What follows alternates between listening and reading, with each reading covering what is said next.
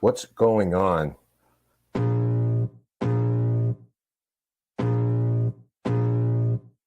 I can feel the blood creeping up from the heathens. Got will, got fight, got pride, got reason. If they wanna go eat, then you know I'm gon' feed them. If you're coming for me, hope you're ready for a demon. I got eyes in the back of my head, I'm seeing. Take me for granted and you know I'm leaving. I'ma take what's mine with the webs I'm weaving. I could take this crowd from seeing to believing. Got a taste for blood and my tongue keeps bleeding. From the words I spit, so sharp, so freezing, so cold. Behold, frostbite they feeling. I could tear you apart or I could go heal them. Don't believe in fate, don't believe in ceilings. I just need a taste and my mind starts feeling. I don't pace myself, I grind on kneeling. Got lust for change, I just love the feeling.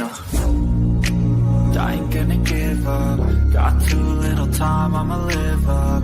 Head down, push forward through the tough times. Cause anything worth doing is a tough climb. I ain't gonna give up. Got too little time, I'ma live up.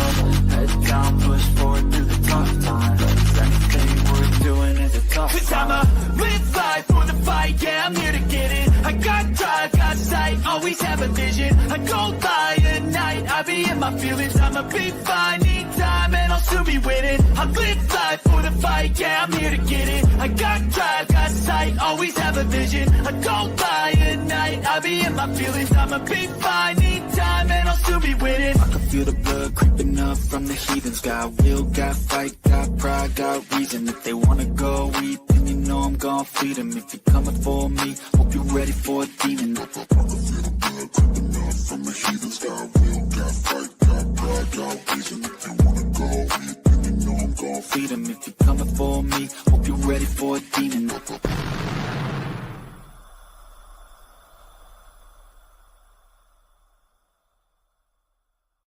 Ladies and gentlemen, good evening. Welcome back to Dead Air, and we have a very special treat for you guys tonight. I hope everyone's doing well, but along with myself and Mr. Ken DaCosta, on screen with us, Russell Edwards, and the topic tonight is near and dear to my heart, as you guys all know.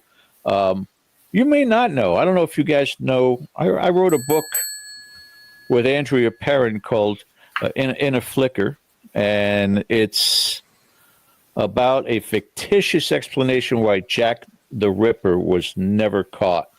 And I'm going out of business as of today because our guest has actually done the research. And I believe my first time hearing about this with your name connected to it, Russell, it was back in 2014. Am I mistaken on that? Yeah, that's correct. Yeah. So a lot of research and a lot of years, a decade plus a year. So congratulations on everything that's going on. But tell us why you're here. What book am I talking about and how important it is to everything going on? And I'll leave you with Ken. Thank you for asking. Well, at the moment, we're right in the middle of trying to get the second inquest into the murder of Catherine Eddowes, who was the fourth Ripper victim. We've got a lot of support from the families. I actually represent the direct female descendants of Catherine Eddowes, so it feels like the weight on my shoulders to do this. Now, when we brought the story out in 2014, I'd been on the journey for 14 years. We're now up to 25 years now, so it's been quite a long, drawn-out process, to say the least. So that's where we are at this moment right now. So I'd like to go back to 2007, at the beginning of what it was that brought us to this day. So if you'd be so kind, Russell, let our audience know what the origins of this journey were, and then we can catch up on a little bit of where we are today. Sure. Okay, so really, it goes way back. It goes back to 1989, when I first came to London, and I made friends with a very cool dude called Andy, who lived in Bethnal Green. And it was he who first introduced me to Brick Lane and that part of East End of London, Really, we were just to go to the Bagel Bake, which is still there, open 24 hours a day. It seems to be everybody's stomping ground nowadays, but back then it wasn't.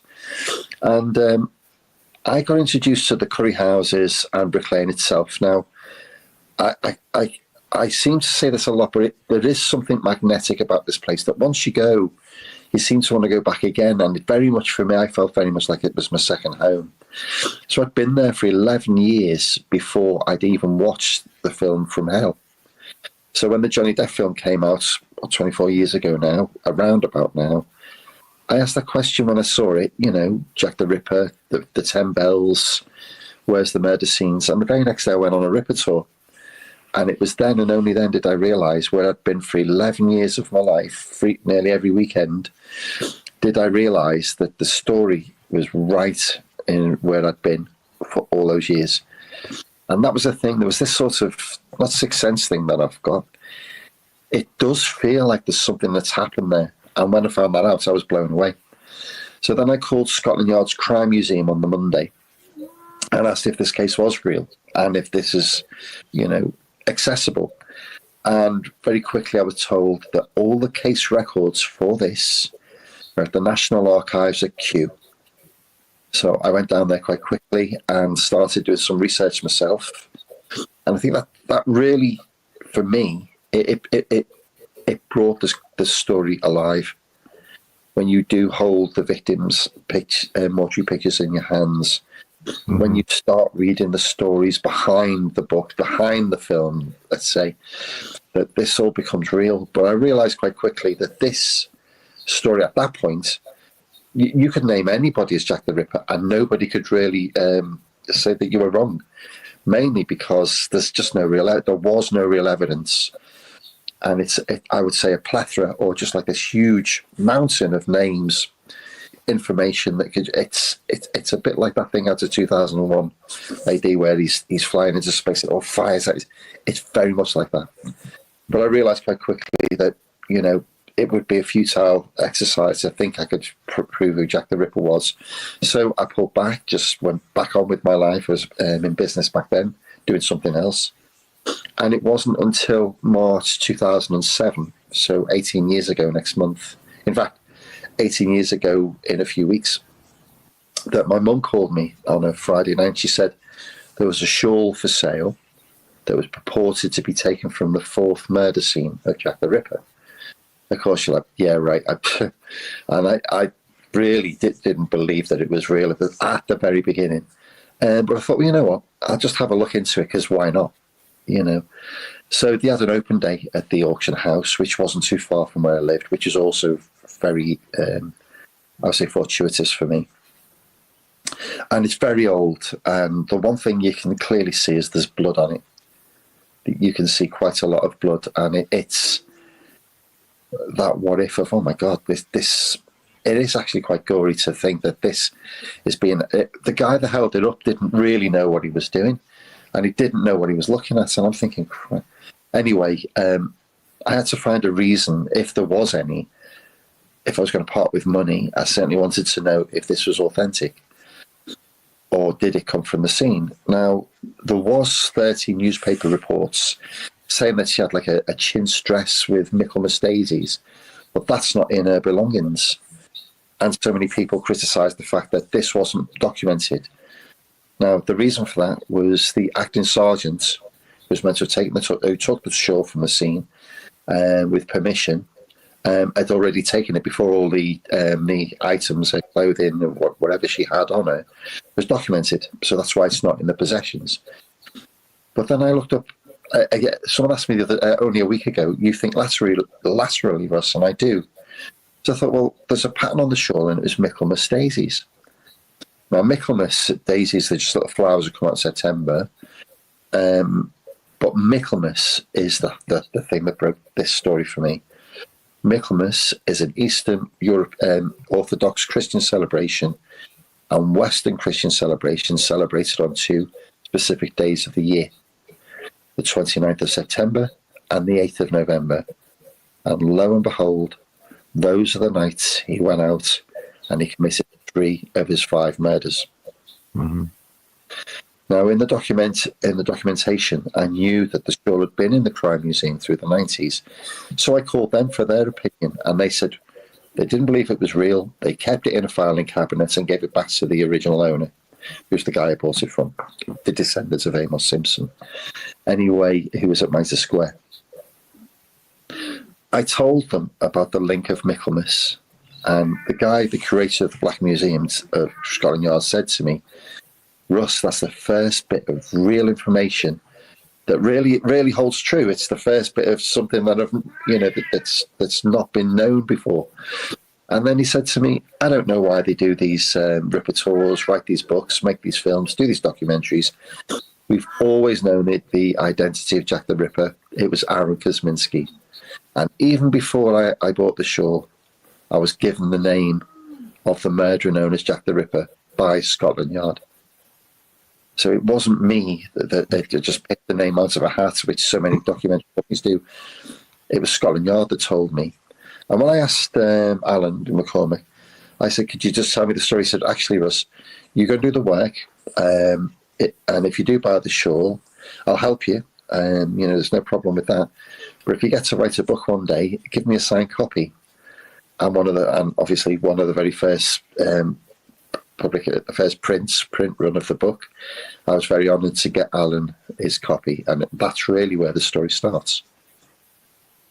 Yeah, and I think it bears mentioning that the victim in question was Catherine Eddowes, for those who follow this case. Now, so I understand, tell us a little bit about the testing, and I know that there are certain things in place that, prohibit you from saying who the samples came from, and that's fine. We respect that. But in terms of identifying and confirming it belonged to Catherine Eddowes, as well as confirming other samples that pinpointed a killer, can you just kind of take us through that a bit? Sure.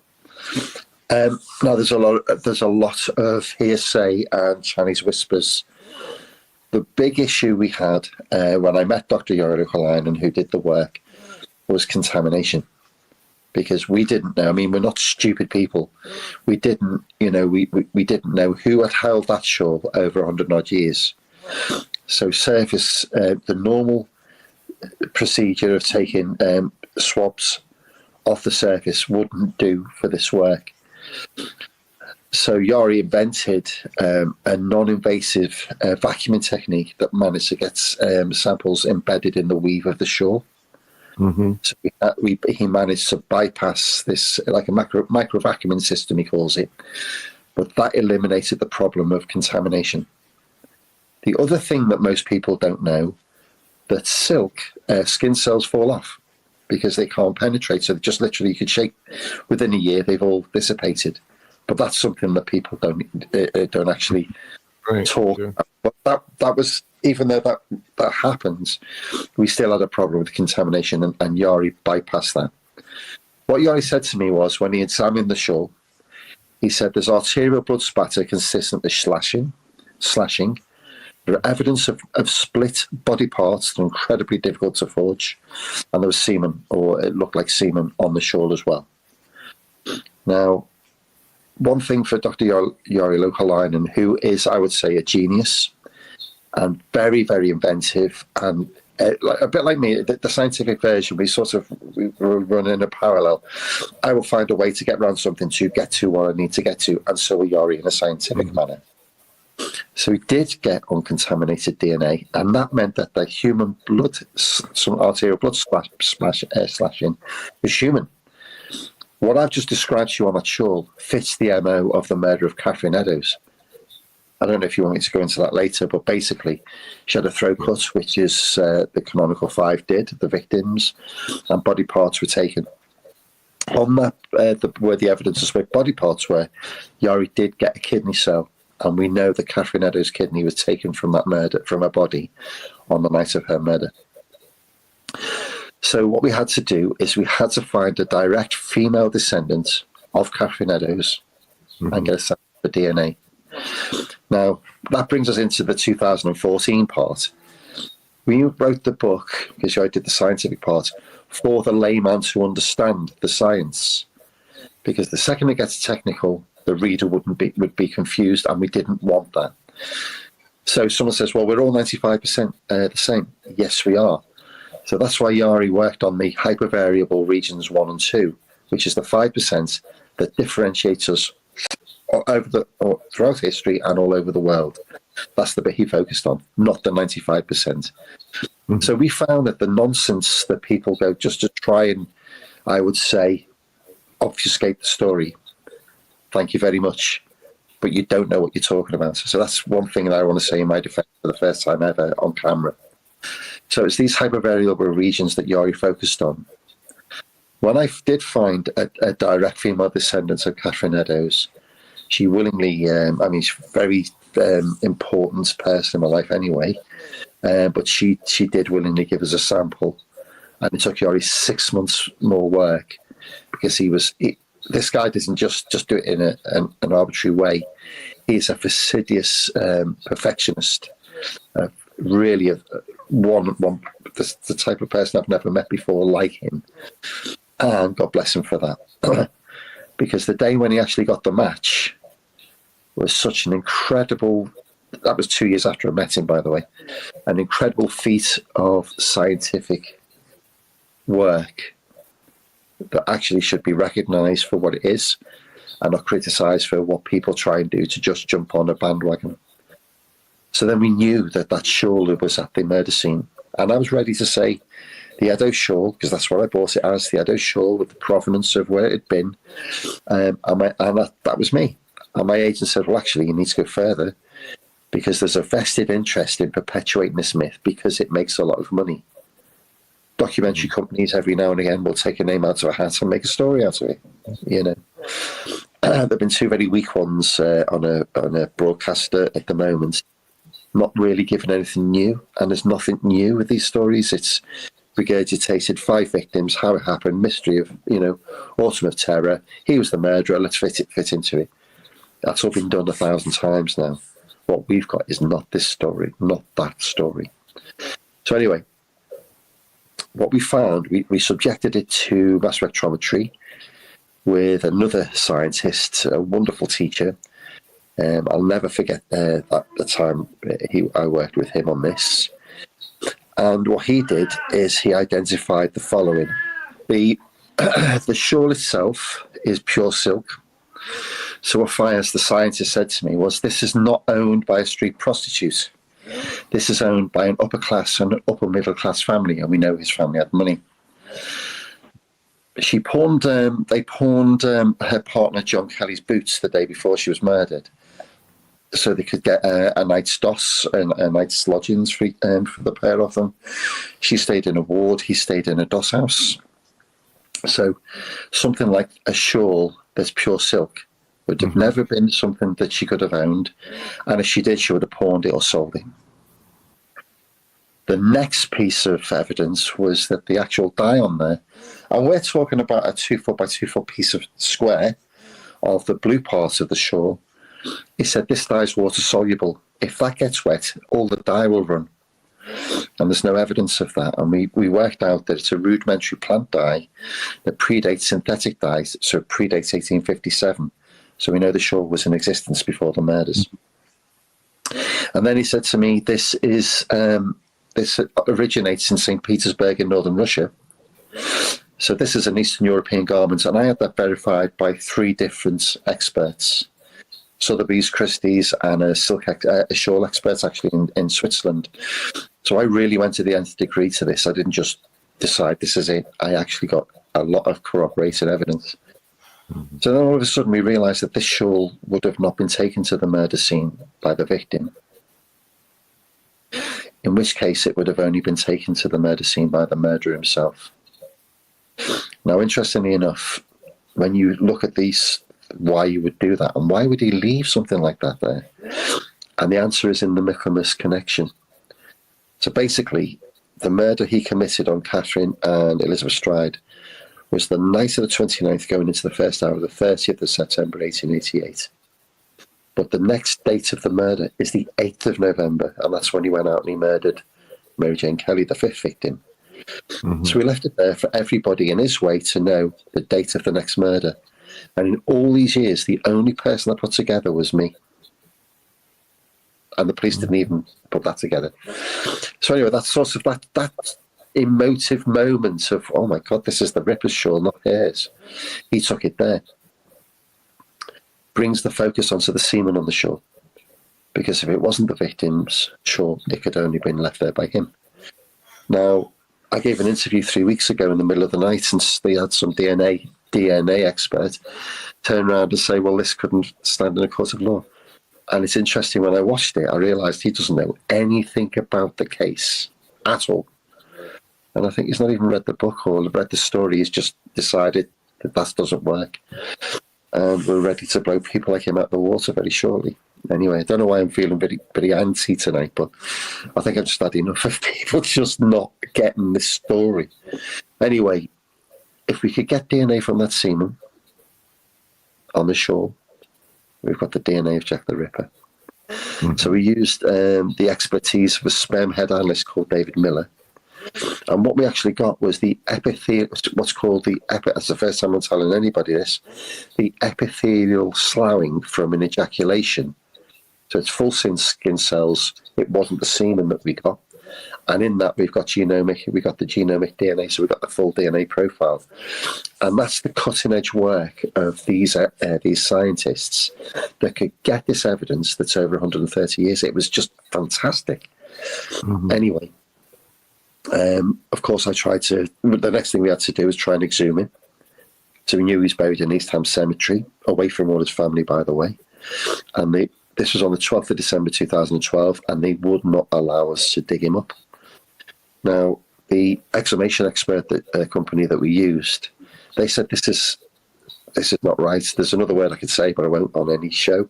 But the fact is, this is very standard. When a family member is separated from his family, they can be plugged back, especially with the cooperation of the family, which we had. Anyway, the only other way we could do this was to find a direct female descendant from his sister, which we did, and that took me 10 months. And again, she willingly gave me a sample of her DNA. And then 4 months after, we matched the DNA from her to the DNA that we got from the epithelial sloughing on the shawl that we'd placed at the murder scene. And it was who we said it was. And it was quite a fantastical moment in itself. Yeah. So, I mean, in sum total, DNA samples were taken from direct descendants of Catherine Eddowes, and semen, the DNA from the semen, the mitochondrial DNA, was taken from descendants of, and I'd just like to name him. His name was Aaron Kosminski. He was a Polish immigrant, and according to the way he described himself, barber/surgeon. Yeah, that's rather unusual. Well, they had anatomical knowledge back then. But what's missing from all of this as well which is in my second book, is his granddad was a butcher. A butcher, yes. Yeah, so it went down the family line, yeah. I wanted to ask you a couple of specific questions, because we know that geneticists have said, mitochondrial DNA is not enough, and, which probably comes as no surprise to you, because those kind of things are going to happen. And you're welcome to address that at any point you'd like. But I'd like to get into a couple of things. Because I don't think that he was an anomaly. We would call him a serial killer by today's contemporary standards. And what we do know about serial killers, they tend to escalate. Yeah. So do you think, in your opinion, that there were perhaps murders that preceded the Whitechapel murders somewhere in his history, and this was just an ascension of what he had done previously that maybe can't be proven? How do you come down on that, Russell? I just want to address the thing about mitochondrial DNA. It's perfect. It can be used. So let's just dispense with the nonsense that it can't be used. It can be used. So let's forget about that. Now, it's interesting. I just put this out because we're right at the point where something happened. Where are we? Only 2 days ago, 25th of February, 1888. A 33-year-old woman by the name of Annie Millwood. Now, she was attacked by a strange-looking man with a clasp knife, who attacked her, stabbed her on her legs and the lower abdomen, lower parts of her body. She recovered on the 21st of March, but she died on the 31st of March. So if we look at serial killers, yes, they sort of make their way up, and they, yeah, you're absolutely right. Now, the thing is Martha Tabram, who's the second Whitechapel murder victim, but because the MO is different from the canonical 5, she's never been included in, but it's highly probable that she was his first attempt, because she was stabbed 39 times, which, nowadays a woman gets stabbed 39 times, it's going to make the main news. It's not little news. Now, the attacks on Martha were the same as they were on Annie Millwood. Annie Millwood died on the 31st of March. And Wynne Baxter, the coroner, just said it was natural causes. And you're like, he's got a few of these things wrong on the canonical 5 anyway. So you've got Annie Millwood, literally 25th of this, February. Then we get this 3 days after Annie Millwood dies, we've got a woman called Emma Smith that's beaten to the ground by 3 fellas that do very violent things to her, and she dies the very next day of peritonitis. So the thing is, was he one of these 3, this gang of 3? I doubt it. But Annie Millwood certainly needs looking at. Martha Tabram, sort of the same 2 type of murders, the way that they occurred. Martha Tabram's believed to be possibly one of his first real murder, if you like, even though Annie Millwood died of natural. It's quite an anomaly, that story, that, to be fair. So in answer to your question, I do think that these 2 previous murders, Annie Millwood and Martha, need looking at. But again, with what nowadays, there's not much to go on. There's not much to go on at all. Though she was murdered, both of them were murdered in the vicinity of where he lived. Both were murdered in the vicinity of the canonical 5. So I do believe, yes, that he was a fledgling killer, and it escalated exceptionally quickly. Mm-hmm. Now, these 2 questions may segue into one another, but we know that the killing stopped after 1888. We also know that Kosminski was institutionalized. So is it as easy to say, because of that, that's why the killing stopped? Because it seems kind of coincidental. Yeah, in a nutshell, yeah. He wasn't... So it's interesting, because I found a piece of evidence that's in the book that really he was transferred from Stepney Workhouse, or Mile End Workhouse, to Colney, and then to Leavesden Asylum, so he was locked up. But he was transferred from somewhere else, and that somewhere else is, in fact, it's not documented. So there is something called the Swanson Marginalia, saying that the murderer was... the Swanson Marginalia is Donald Swanson. He wrote in his copy of Robert Anderson's book, The Lighter Side of My Official Life, stating it was Kosminski. And the whole story's in this book, in his book, which is in Scotland Yard's Crime Museum. Yeah. And he says around March 1889. Now, we know what happened after the 5th murder of Mary Kelly, and he didn't just disappear off the planet. Something happened, which then caused it that he was actually caught. Now, there is one documentary that I really rate, and it was brought out by Peter Ustinov in 1988. That's well worth watching, because that explains the story way before I even knew about this, But yeah, it was basically... incarcerated in an asylum. Mm-hmm. Mm-hmm. So segue into what follows that. So I think that you certainly can say with confidence that some of these other theories, he had an accomplice or there were copycat murders. I think, are you confident and say we can lay things like that to rest at this point? I think when you do the research, when you do the real primary research, not read somebody's interpretation of the story, I would say, because again, I can't really reveal this at this moment, one of the following murders after Mary Kelly is a very interesting one, and it links directly to him. But I'm not permitted to say that at this point. But you've got to remember, you're absolutely right about the escalation. The other murders weren't worse.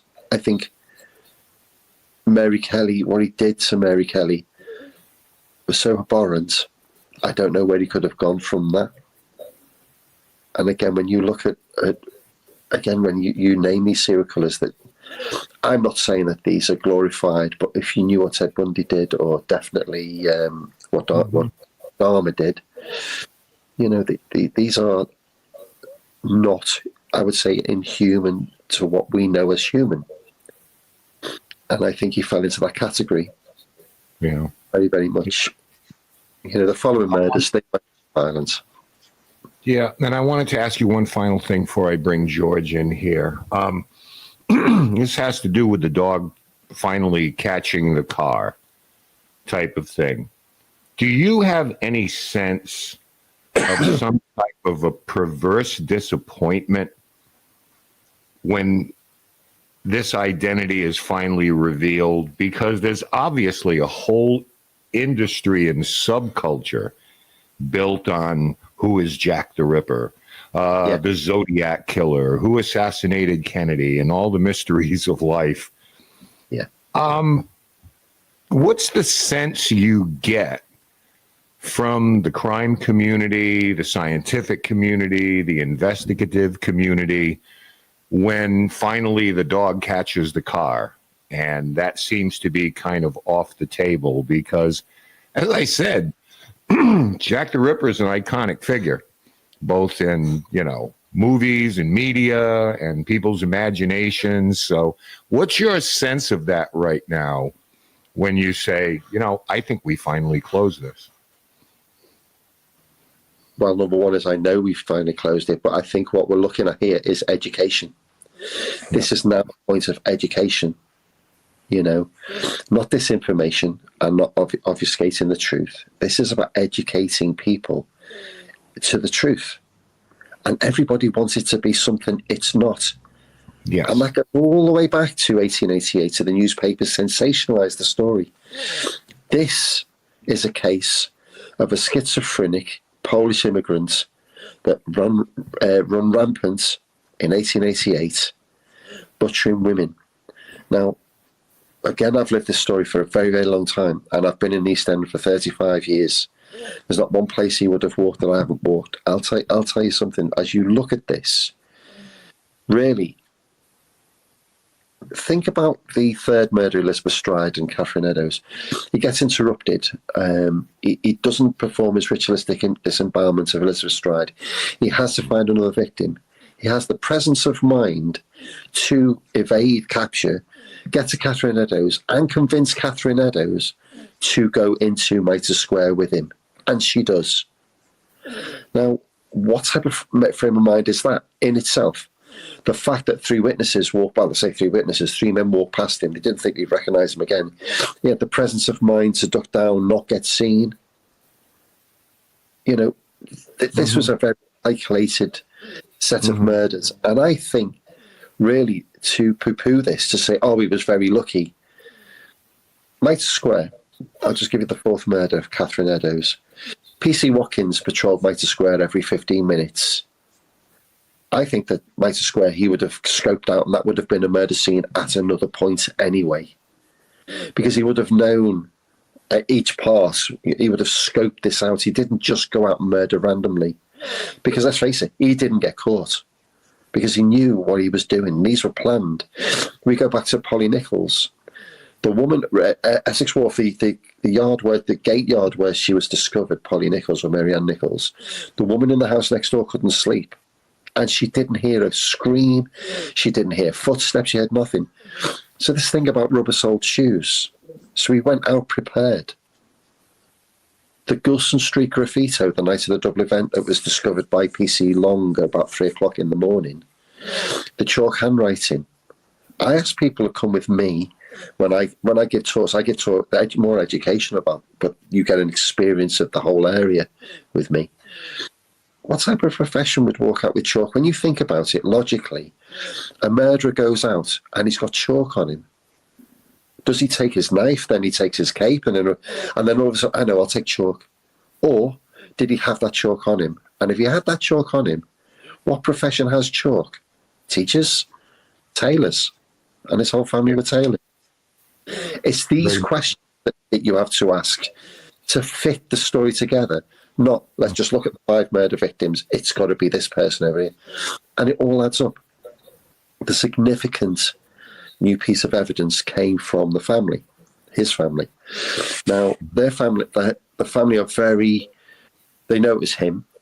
They're very nervous about being identified or exposed.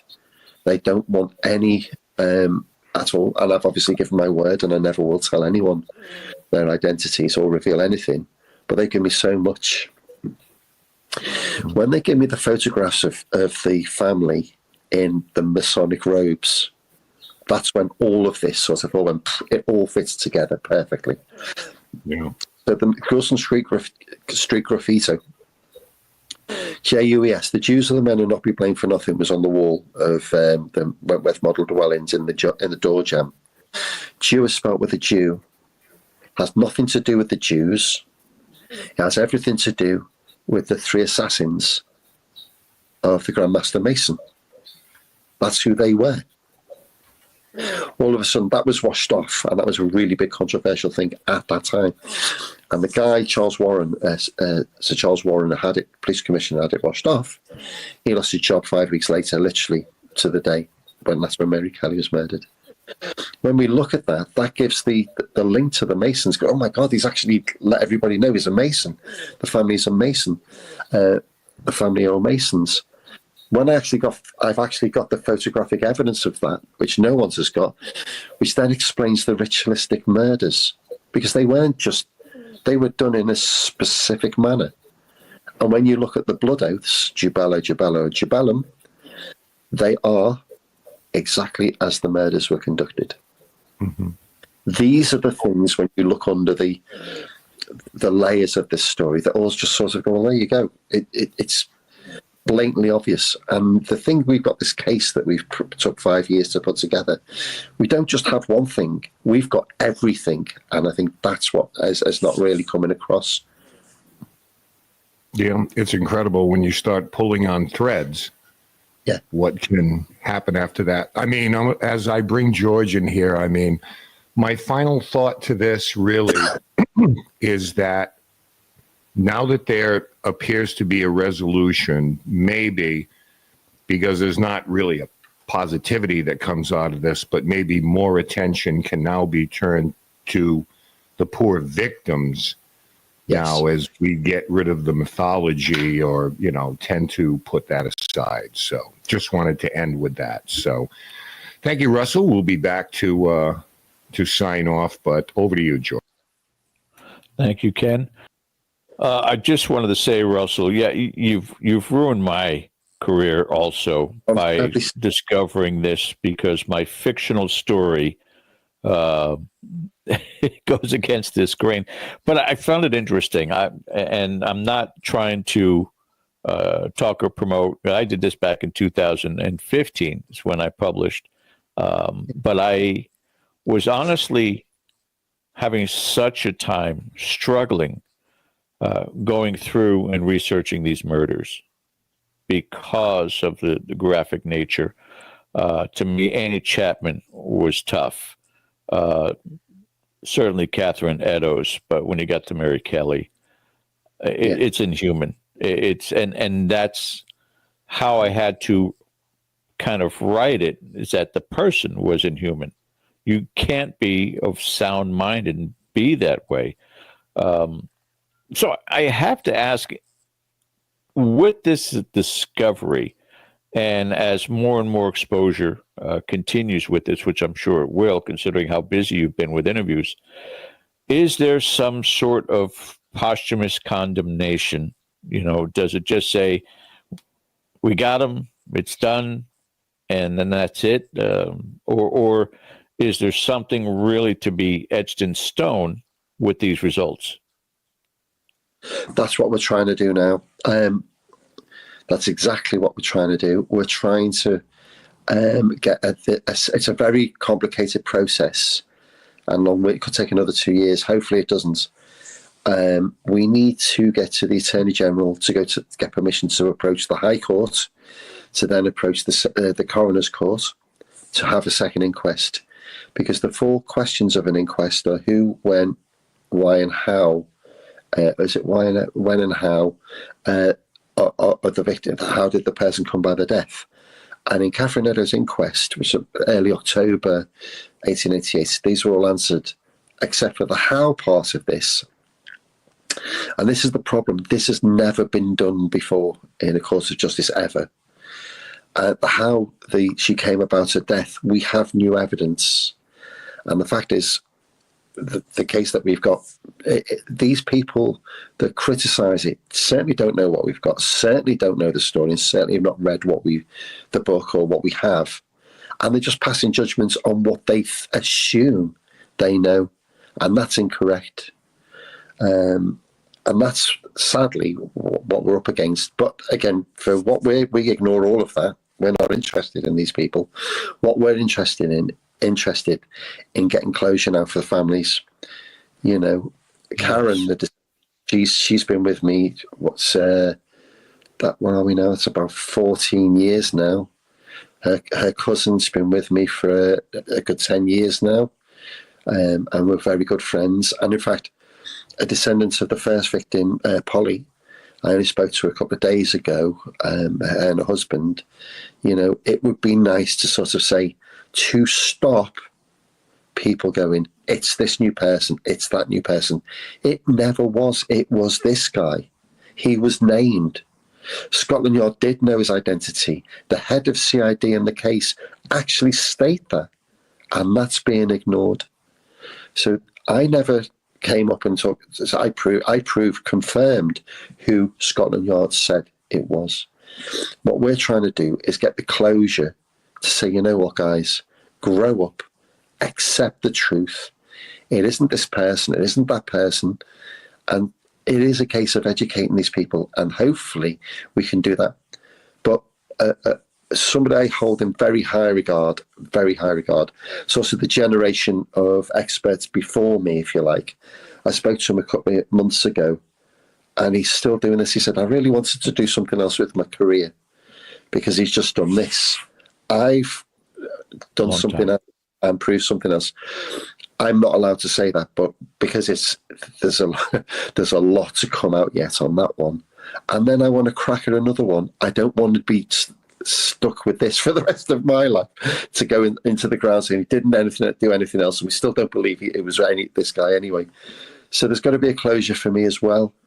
And whether it's etched in stone or not, the people that matter. It's a higher mountain. I don't know what higher mountain you can climb besides this one.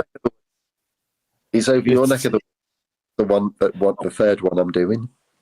Come on over. We've got enough of them, believe me. Yeah. Let's talk about the scarf for a minute also, because it's the Holy Grail. Yeah. For all intents and purposes, this is a forensic collector's dream. Has there been talk, and we're not talking eBay here, but has there been talk about ownership of this scarf somewhere down the line once it's passed all of its tests and it's just handed back? We've done everything. Here's the evidence. Where it goes from there, and has there been offers already for the purchase of the scarf? Now, that's very interesting, because this happened 10 years ago. Somebody in America approached me, and said, you know what, I do I sell very rare items. And he gave me a few examples, and I said, okay. And I had no intention of selling it at that time anyway, just in case we needed it, obviously. But somebody asked, the question I'll never answer, apart from the identity of his descendants, is how much I paid for it. But it's cost me a lot of money, a lot. Really? Oh yeah, this journey. This has not been an easy journey. You know, it's cost me millions, I tell you. And that'll come out in another story. But I've had it for 18 years, and I have considered what I would do with it. Now, I don't want to just locked in a bank vault, which is where it is, and just go left to rot, which is what happened with the previous owner, because it was just kept in a chest and he didn't do anything with it. I prefer this to be seen in a museum. I certainly don't want it, what's the word, is bastardized by other scientists. It would be good in a museum for the public to see how justice is served through science. You know, yeah, that would be something. I've had the privilege of being able to go to the Louvre in Paris and see the Mona Lisa in person, but to see this, incredible. Again, the history connected to it. Here's a big question. You may or may not be aware of the fact, but the bulk of the people that we have on as guests are surrounding the paranormal field. That's another question that I would wonder, is there any attachment on this fabric, something that may be because of two things, the DNA that's on it and the traumatic events surrounding it, the energy surrounding it, whether or not that's something you've considered? Yes. I can say this. Yes. I asked the owner before me, his name's David, and I went to his house. I said, David, well, actually, I know why he sold it, because he wasn't well, and the money that he sold it for, he donated.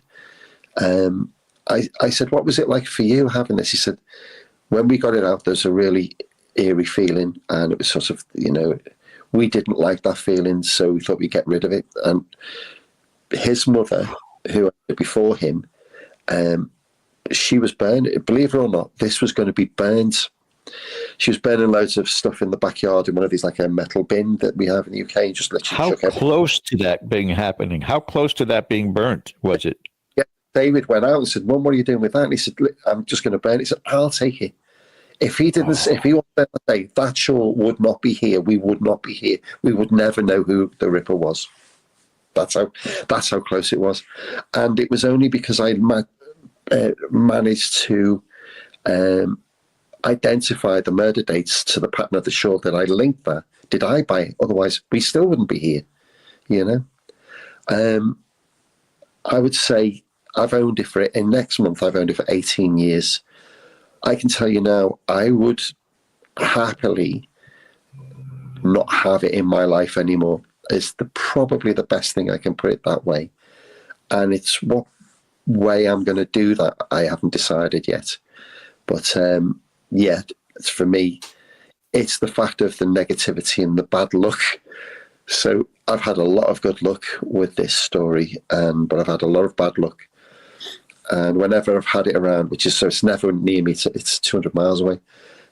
It's never near me, and it's got to be in a darkened room. It's got to be certain conditions. It's got to be preserved in, because it's old. It's nearly 190 years old, more or less, this shawl now.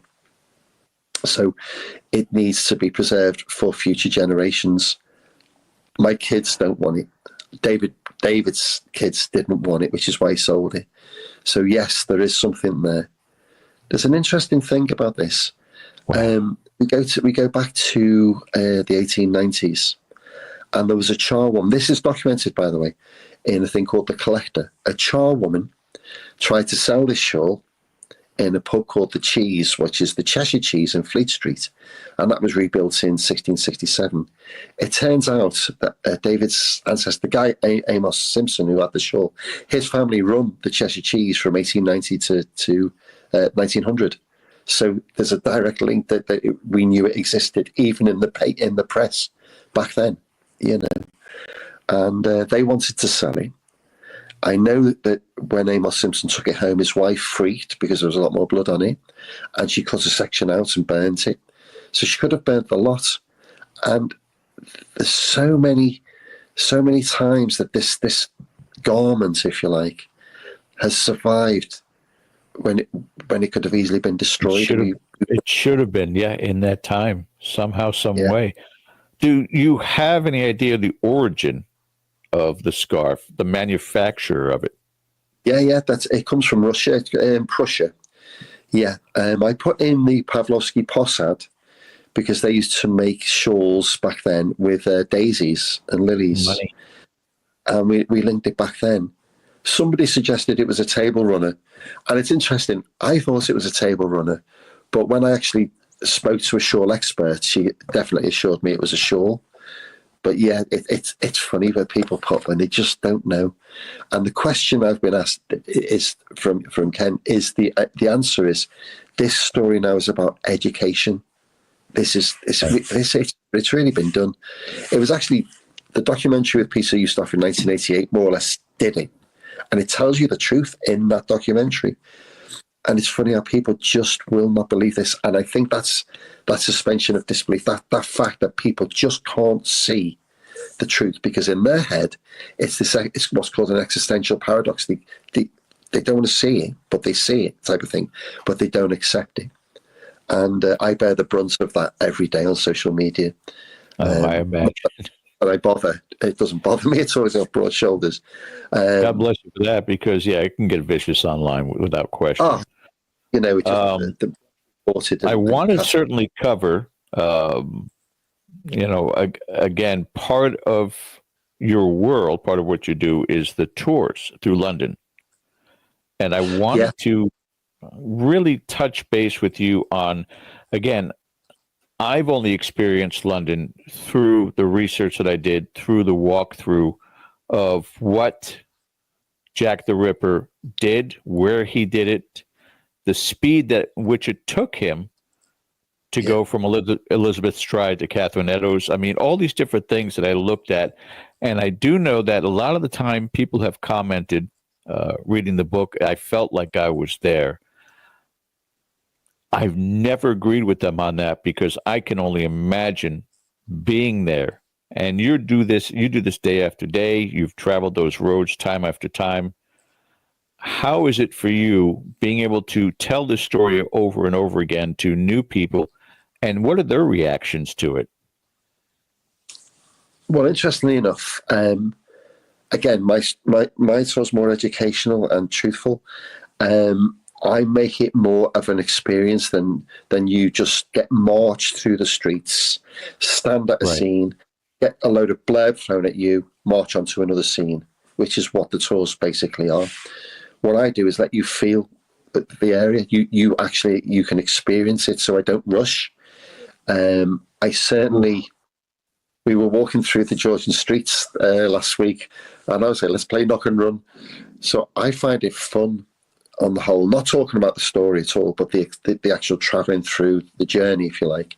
I enjoy that part, and I enjoy teaching people because they walk away and say, wow, we don't need to look anywhere else. We know who it is now. And I enjoy that part. I do lots of college tours and student tours. And I enjoy the teaching part of this. I really do. However, on the walking tours themselves, I've now started to I've got one tour guide. I've taken on another. I've got two more wanting to start because we're just about to start next month of doing the proper tours, but not the conventional way. It will be done that you walk away and you've experienced these streets. You know what all about Whitechapel. You know not just the story, but the history of the area. Which is so, I normally say to people, I'm going to take you through London, this part of London. I'm going to show you all the history of it as we walk through, and explain it. I ask many people just to go in the 10 Bells because we stop by the 10 Bells. You go and have a drink, and I'll just wait outside. And I take you through Littlefields Market. I tell you the history of the area, everything. And I think that's the difference that I enjoy. But I do conduct private tours for people. I prefer the one-to-one. So it's if you're just walking around with me, Right. I really with that more. I used to do 150 people a night 10 years ago, and really, because I bellow when I talk, Wow. I wouldn't want to do them anymore. But what I don't like is the way that these tours, they're all very wrong. I remember standing with the chalk handwriting of Gilson Street Graffito, and one tour guide goes, well, it was spray painted on. And you're like, they didn't even have spray paint in 1888. And you think, hang on a tick. Read the book. Read the book. The facial disfigurements of Catherine Eddowes, it's very harsh to see that photograph, for me, especially. But when they say, well, he cut a face off, well, he didn't. And I think all the facts are very misconstrued, and it's told in error. And there's another thing that we're going to do, and I want to sort of let you know, we're doing something very big in 2 months' time. And we're going to be linking the tours with Refuge, which is domestic violence against women. So we're now giving part of our money to women of domestic violence, because this story is not about Jack the Ripper.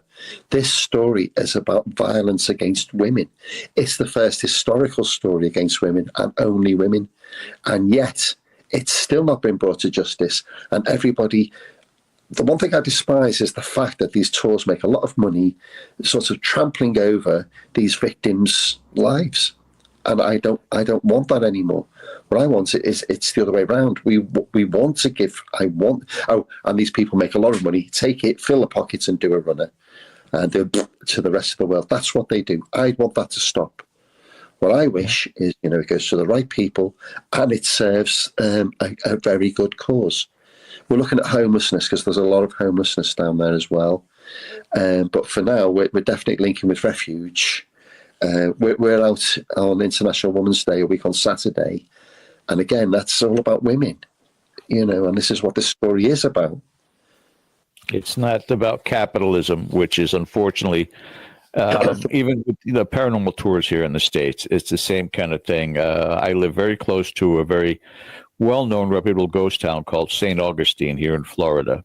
And you can pass 7 different ghost tours and have 7 different stories going to the same location.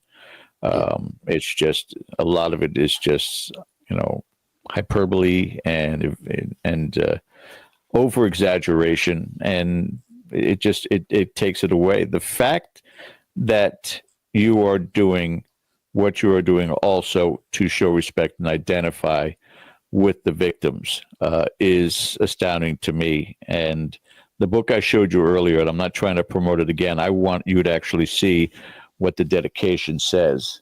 If I can put this in front. Yeah. Can you read it out to me? Very small. I can't even see that. I need my reading glasses. What does it say? Can I get in there?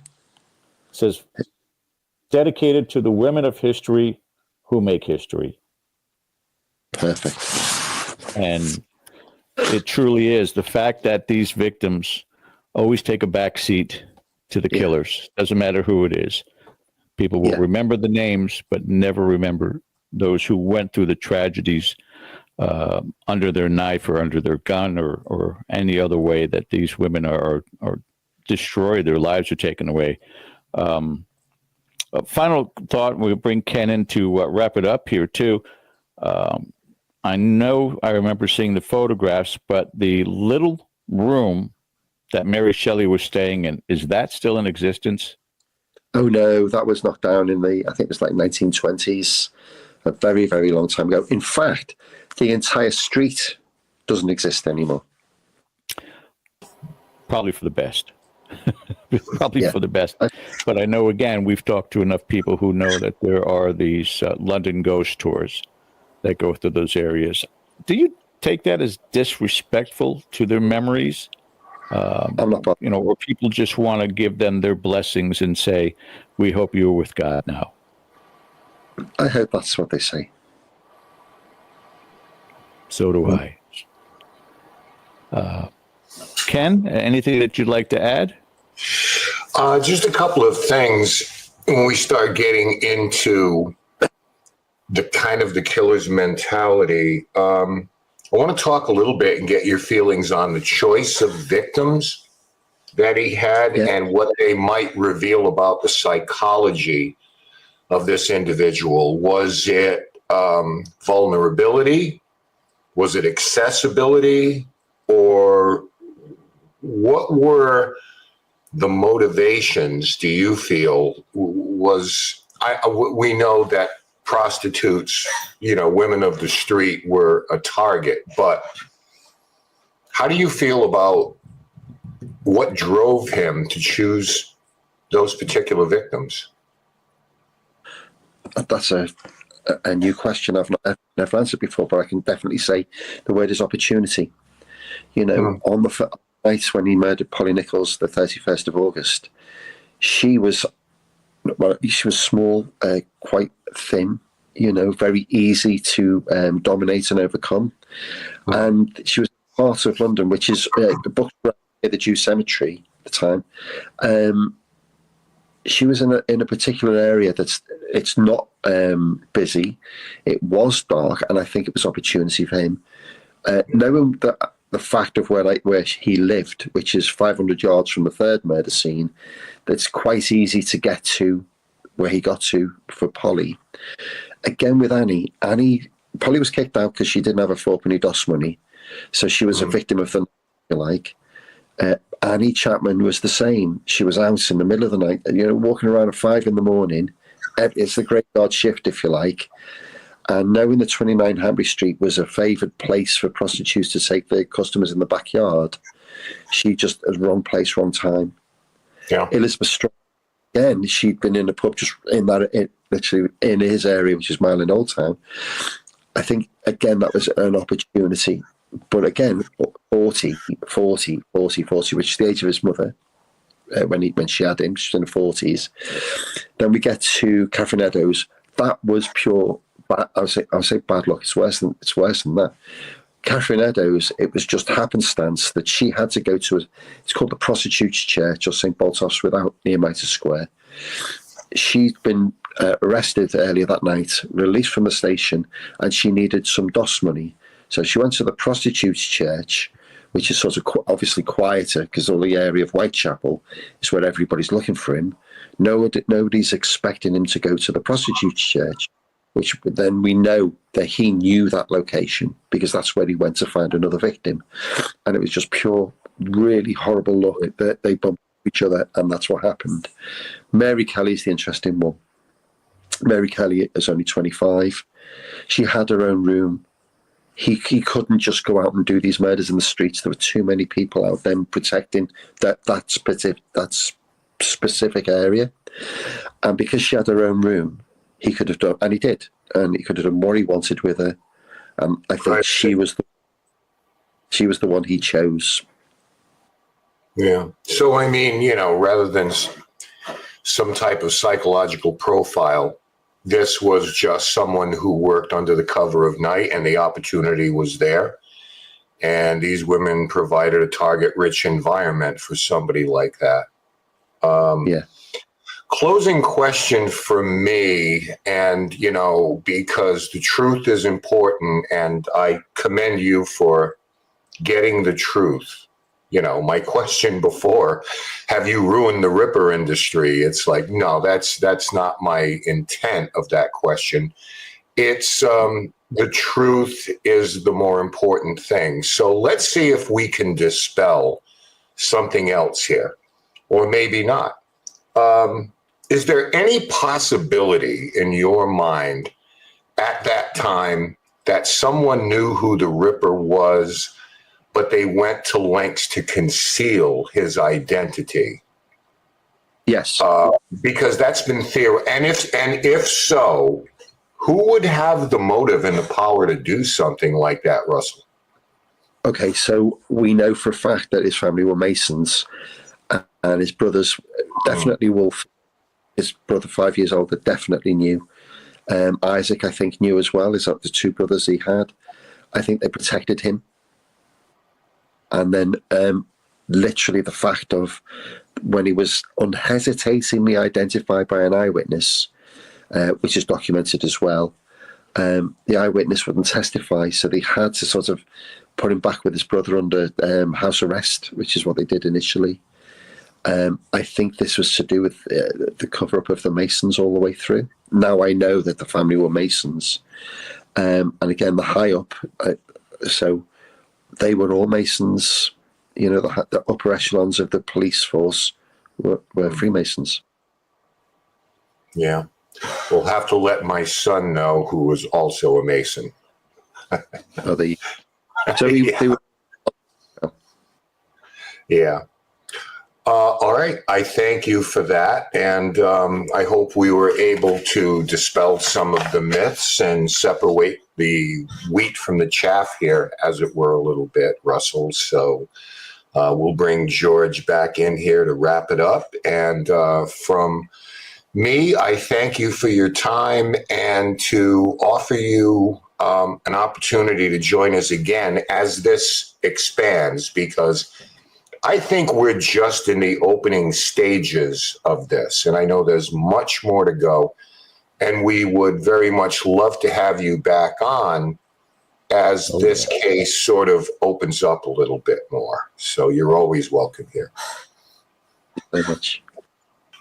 Russell, can't thank you enough for joining us. But before we let you go, I would like you to give everybody, number one, the best locations where you recommend, and I'm going to get this question. We always get this question. If they wanted autographed copies, where can they get the book?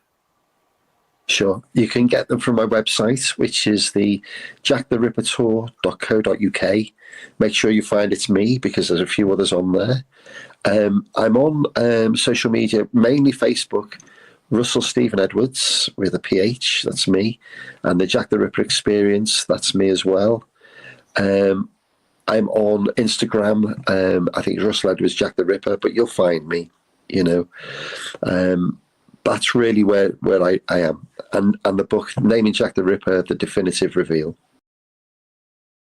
And of course, the tours. We've had quite a few of our friends as of recent, and I know that there's a few that are going this October back to London. So they want to get in contact with you, your organization, to do these tours. How do they go about that, sir? Sure. You message me or DM me on Facebook, and I will book a private tour with you, because the tours, I will use tour guides as well. So it's a personal thing. If you want to walk around with the guy that solved it, then contact me directly. I'm excited just thinking about the prospect of that, George. I know. To all our friends who are venturing over into the UK, of which you are legion, you know. I know. We're giving them all the hookups, and they're taking advantage of it. We're not winning any of this. We do paranormal tours, interviews. There is something that no tour does. The most activity is at Elizabeth Stride's murder scene. Oh my! Really? As quick as that was? Yeah. Oh my! I can tell you straight away. I've seen photographs of things that it would use in infrared cameras and stuff like this that were very scary. There's that thing where you can hear it. It's a box that this woman had, and sort of speaks to the other side. Oh, spirit box? I don't really know the name of it, but she had it, and she said, "Liz, are you there?" And something came out and said, "I'm Swedish," and it really freaked me out. So that's on my page. But what me and my partner, I dragged her along one day, and we were talking about Elizabeth Stride at the actual scene where she was attacked. So I'm standing where Elizabeth Stride was attacked by Kosminski. And there's a shadow literally going behind me on the wall, and you can see it as plain as day on my page as well. That's the place where it all happened. My goodness, that's incredible. And yes, the people that we're talking about that get tours and go over there too are paranormal investigators. So they watch this and they hear about that. It's just going to be even more for them to be excited to get a chance to go there and experience it. And we will also be putting those links to Russell in the description of this video, the Facebook link and so forth for you. Perfect. Russell Edwards, cannot thank you enough for joining us tonight. We wish you much success, and hopefully future rest, because I know you've been a very, very busy individual. But we would love to stay in touch with you. And certainly, as Ken said, as this progresses, perhaps sometime in the future, we can get together again and talk some more. It'd be an honor. Thank you very much for having me. Thank you, sir.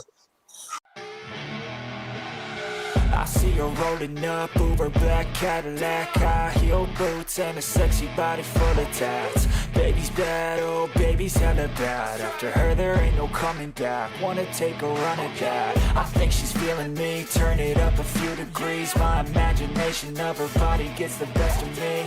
Oh gosh, she's such a tease. Bitten lips, bruised.